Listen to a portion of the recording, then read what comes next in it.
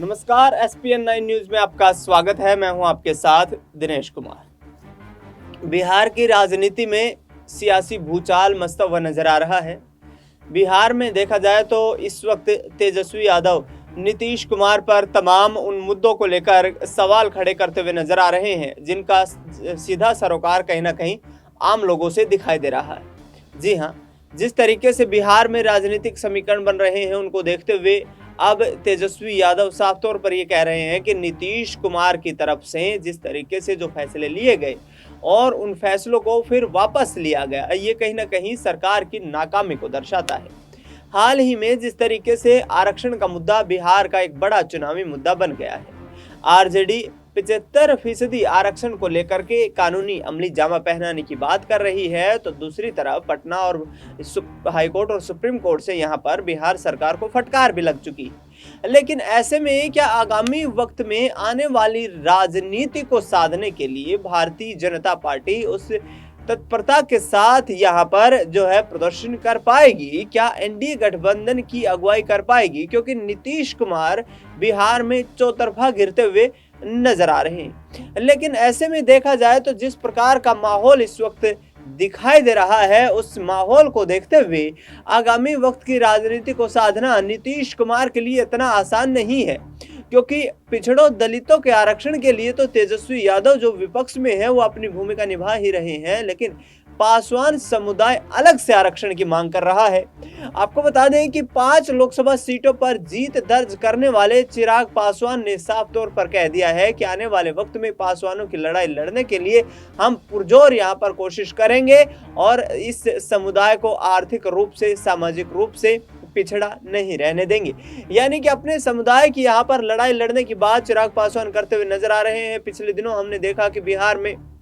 प्रदर्शन के दौरान जो लाठीचार्ज हुआ, उसके बाद पशुपति पारस और चिराग पासवान नीतीश कुमार सरकार पर जमकर भड़कते हुए नजर आए और इसके साथ साथ उन्होंने ये भी कहा कि आगामी वक्त में ये प्रदर्शन और भी उग्र तरीके से हो सकता है और जनता की मांग को दबाया नहीं जा सकता है। लोकतंत्र में प्रदर्शन करना हर किसी नागरिक का संवैधानिक अधिकार है। शांतिपूर्वक प्रदर्शन किया जा रहा था, मांग की जा रही थी, लेकिन यहाँ पर पुलिस के द्वारा लाठीचार्ज किया जाना शासन और प्रशासन के साथ साथ सरकार की नाकामी को दर्शाता है। ऐसे में आगामी वक्त की राजनीति को तय करने के लिए चिराग पासवान क्या वाकई में यहाँ पर कहीं ना कहीं एनडीए से अलग होते हुए नजर आएंगे या फिर नीतीश कुमार सत्ता का तख्ता पलट करते हुए नजर आएंगे? क्योंकि पिछले 10 सालों में हमने देखा है कि बारंबार नीतीश कुमार के द्वारा जिस तरीके से जो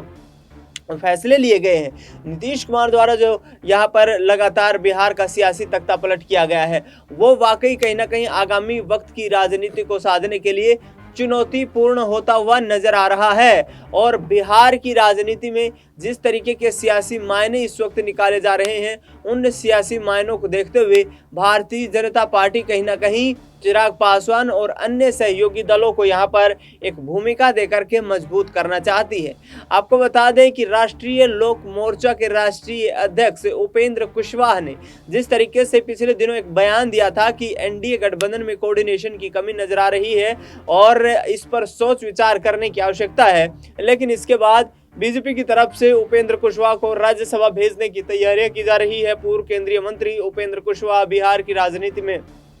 बड़ा राजनीतिक नाम है, बड़ा राजनीतिक चेहरा है और ऐसे में आने वाले वक्त की राजनीति को साधने के लिए कहीं ना कहीं निश्चित तौर पर यहाँ पर जो है उपेंद्र कुशवाहा अपनी जो है सियासी सरगर्मियां हैं उनको बनाते हुए नजर आ रहे हैं। लेकिन जिस तरीके का प्रदर्शन यहाँ पर अब तक नीतीश कुमार की पार्टी का रहा है, पिछले 10 सालों में देखा जाए तो विधानसभा स्तर पर उनकी पार्टी लगातार कमजोर होती हुई नजर आई है। 2015 में हुए विधानसभा चुनाव के दौरान नीतीश कुमार और तेजस्वी यादव ने गठबंधन किया, गठबंधन की सरकार बनाई, करीब 1.5 साल तक सरकार चली और उसके बाद नीतीश कुमार सत्ता का तख्ता पलट करके बीजेपी के साथ सरकार बनाने का दावा पेश कर देते हैं और ये सिलसिला 2024 तक चलता हुआ आ रहा है। लेकिन तेजस्वी यादव अब साफ तौर पर पेपर लीक के मामले को लेकर, आरक्षण के मामले को लेकर बीजेपी नीतीश कुमार की सरकार को घेरते हुए नजर आ रहे हैं। आरोप यह है कि बिहार पुलिस में कांस्टेबल की परीक्षा का पेपर 50,000 रुपए से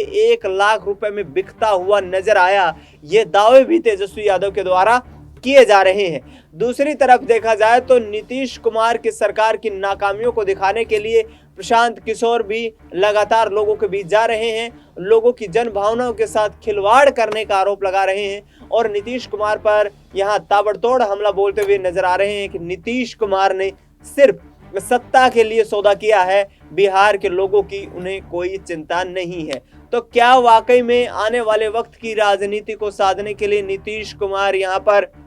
बैकफुट पर जाते हुए नजर आएंगे? क्या जेडीयू का सियासी भविष्य खतरे में दिखाई दे सकता है? क्योंकि पार्टी विधानसभा स्तर पर पिछले 10 सालों में लगातार गिरती हुई नजर आई है। हालांकि नीतीश कुमार बार बार चीफ मिनिस्टर जरूर बन जा रहे हैं, लेकिन आगामी रास्ता तय करना उनके लिए आसान नहीं है और किस तरीके का माहौल बनता हुआ नजर आएगा। क्या बीजेपी यहां पर नीतीश कुमार को लेकर के किसी तरीके से गंभीर नजर आएगी? एनडीए गठबंधन में सीट शेयरिंग को लेकर भी जो उथल पुथल मचने वाली है, क्योंकि चिराग पासवान ने 50 विधानसभा सीटों को लेकर के यहां पर दावा ठोक दिया है। आगे आने वाले चुनाव में क्या नीतीश कुमार यहां पर गिरते हुए नजर आएंगे? क्योंकि जिस तरीके से बीजेपी सबसे बड़े राजनीतिक दल के रूप में अपने आप को बिहार की राजनीति में स्थापित करना चाहती है, हालांकि चुनौतियां कम नहीं है, लेकिन यदि चिराग पासवान नीतीश कुमार की भूमिका में नजर आते हैं, यदि चिराग पासवान 50 विधानसभा सीटों में यहां पर चुनाव लड़ते हुए नजर आते हैं, तो जाहिर तौर पर जेडीयू यहां से कहीं ना कहीं खत्म होती हुई नजर आ सकती है, सियासी हाशिए पर जाती हुई नजर आ सकती है और ये फैसला यहां नीतीश कुमार के लिए भारी पड़ता हुआ नजर आ सकता है। ऐसे में नीतीश कुमार को लेकर के तेजस्वी यादव का यह भी दावा है कि अभी चुनाव होने में वक्त बाकी है और बीजेपी को सत्ता से बेदखल करने के लिए नीतीश कुमार बड़ा फैसला लेने में कोई यहां पर संकोच और देरी नहीं करने वाले हैं। यानी कि जिस तरीके से पटना हाईकोर्ट सुप्रीम कोर्ट से फटकार लगने के बाद नीतीश कुमार पर सवाल खड़े हो रहे हैं, बेरोजगारी को लेकर के सवाल खड़े हो रहे हैं, तमाम विपक्ष के नेता यहां नीतीश कुमार सरकार को घेरते हुए नजर आ रहे हैं, उससे ये साफ तौर पर प्रतीत होता है कि राजनीति को साधने के लिए भारतीय जनता पार्टी किसी भी तरीके से यहां पर सियासी समीकरण तैयार कर सकती है। सम्राट चौधरी जैसे नेताओं की तरफ से बयानबाजी देना है कि आगामी वक्त में बीजेपी का मुख्यमंत्री बिहार में बनने वाला है, नीतीश कुमार के लिए एक चिंता का विषय है। ऐसे में नीतीश कुमार आगामी वक्त की राजनीति को किस तरीके से साध पाएंगे, यह बड़ा चैलेंज बन गया है और इस चैलेंज के पीछे साफ तौर पर रणनीति जो सामने आती है वो यही है कि आखिरकार नीतीश कुमार को लेकर के भारतीय जनता पार्टी का जो रुख है वो क्या रुख है। क्या नीतीश कुमार के साथ सरकार में यहाँ पर बने रहना चाहते हैं या फिर बिहार में विधानसभा चुनाव से पहले